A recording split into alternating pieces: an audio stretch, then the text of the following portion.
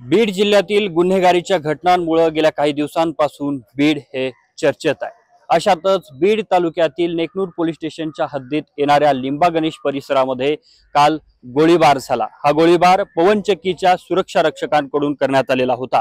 यामध्ये काही चोरटे त्या पवनचक्की परिसरामध्ये चोरी करण्यासाठी दाखल झाले होते। यानंतर चोरट्यांकडून दगडफेक झाल्याचं आता निष्पन्न झालंय आणि यामध्येच सुरक्षा रक्षकानं गोळीबार केला। या गोळीबारात राजू उर्फ चिचा विष्णू काळे नामक धाराशिव जिल्ह्यातील तुळजापूर या ठिकाणचा तरुण मयत झाला। 24 वर्षीय या तरुणाच्या मृत्यूनंतर त्याचा वडील विष्णू काळे यांच्या फिर्यादीवरून आता नेकनूर पोलीस ठाण्यामध्ये गुन्हा दाखल करण्यात आलाय।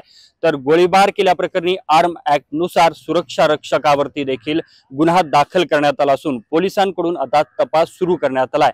मात्र 10 ते 12 चोरट्यांच्या विरुद्ध दुसरा गुन्हा हा पवनचक्की कंपनीच्या अधिकाऱ्यांच्या फिर्यादीवरून दाखल करण्यात आल्याची माहिती नेकनूर पोलिसांनी दिली आहे। एवढंच नाही तर या संपूर्ण प्रकरणामध्ये गोळीबार झाल्याच्या नंतर पवनचक्कीतील जे सुरक्षा रक्षक आणि इतर लोक होते त्यांना नेकनूर पोलिसांनी रात्री ज्या दिवशी गोळीबार घडला त्या दिवशी या पोलीस ठाण्यामध्ये घेऊन आलेले होते।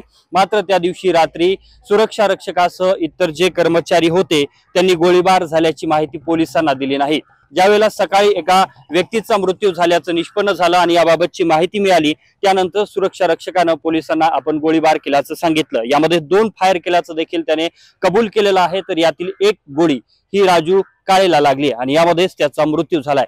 पोलिसांकडून आता ज्या 10 ते 12 चोरट्यांच्या विरोधात गुन्हा दाखल करण्यात आलेला आहे त्या चोरट्यांचा शोध घेण्यासाठी पथकं देखील रवाना करण्यात आली आहेत। पुढे नेमकं तपासामध्ये काय निष्पन्न होतं, काय घडतं यावरती देखील आपली नजर असणारच आहे। कॅमेरामन विनोद सह मी अशोक काळकुटे, TV9 मराठी, बीड।